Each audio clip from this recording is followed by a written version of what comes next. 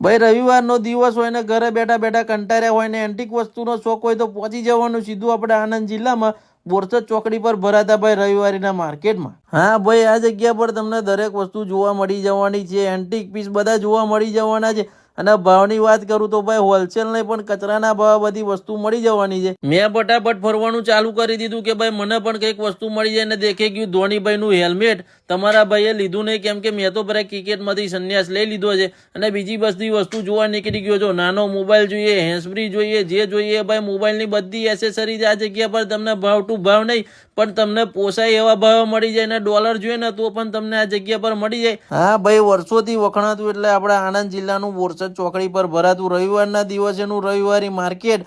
હું તો ભાઈ ફરી ફરીને થાક્યો એટલે મેં સીધો કર્યો ઘરે ફોન. મારી મમ્મી કહે છે હવે ફોન સાઈડમાં મૂકને સીધો ઘરે આવી જાય એટલે હું ફોન મૂકીને નીકળી ગયો ઘરે જવા માટે.